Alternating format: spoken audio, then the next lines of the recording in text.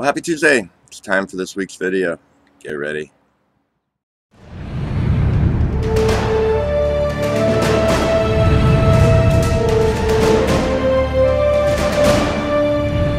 Well, everybody, yes, I've got a Band-Aid. I bumped my head on a cabinet in my bedroom. So, the Band-Aid looks better than what it looks like underneath. I'm going to talk about something that I apparently haven't talked about in quite a while. I thought it was a really common recurring subject on my videos, but apparently not. And what reminded me of this is in the past couple weeks, I just noticed that there's like news articles or things like that coming out about various celebrities, sports celebrities, singers, actors, comedians, politicians, and in the title it says so-and-so's fall from grace. Now that is being fallen from grace, or a fall from grace. That's a very common expression in everyday life now. But where does it come from? It actually comes from an upside down misinterpretation of Christianity that they take from what Paul wrote in one of his letters. And he wrote the letter to the Galatians, and he was telling the Galatians that they were fallen from grace. It's in chapter 5 of that letter. Now, here's the thing.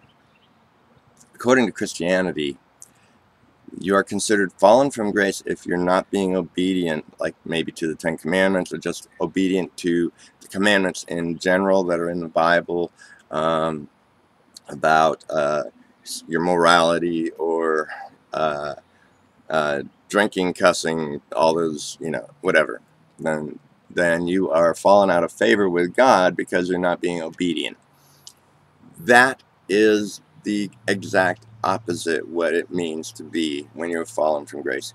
Being fallen from grace actually means when you are subjecting yourself to the commandments of the Bible, trying to live by them to be justified in the sight of God, or you're imposing them upon others.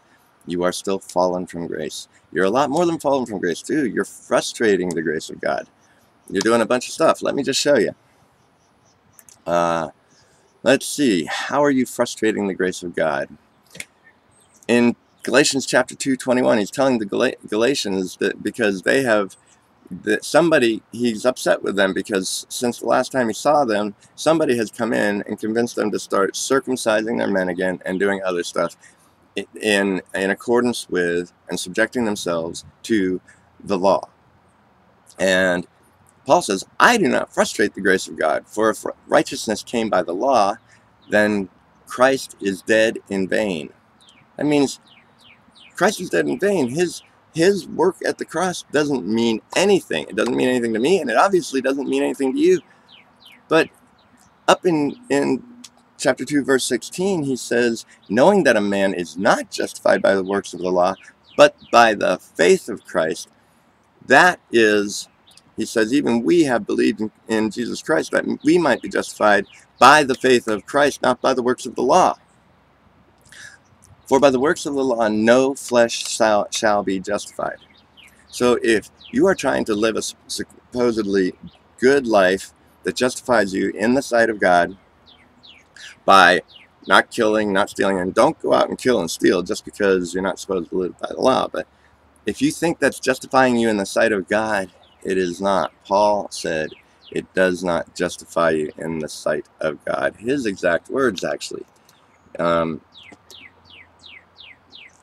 It says in chapter 3, verse 11, it says, but that no man is justified by the law in the sight of God. It is evident, for the just shall live by faith.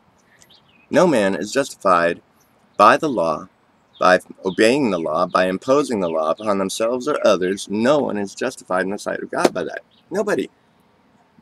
But it's by the faith of Jesus Christ, as he said way back in chapter 2. He says that not only are you frustrating grace by imposing the law upon yourself or others, Christ is of no effect to you. And where does he say he's of no effect to you?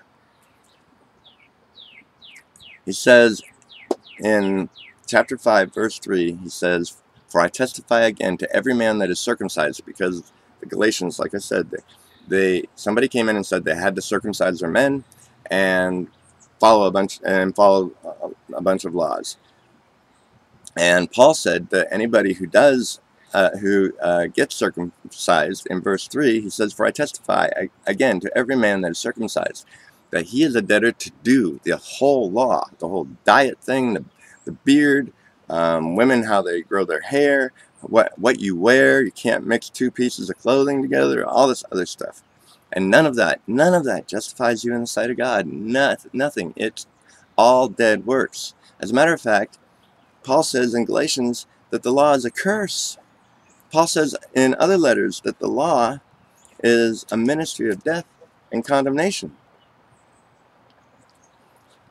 And then in verse 4, Christ has become of no effect to you. You're no longer acknowledging that you and everyone else has been redeemed by the faith of Christ, that he says in chapter 2. And you are fallen from grace. So, whosoever of you are justified by the law, ye are fallen from grace. Save yourself. Don't frustrate the grace of God. Don't minister death and condemnation to yourself or others by imposing the law upon yourself or others. And thrive in grace. Don't fall from it. That's what it means to fall from grace, is to impose the law upon yourself or others. It's revolutionary, I know. Have a revolutionary week.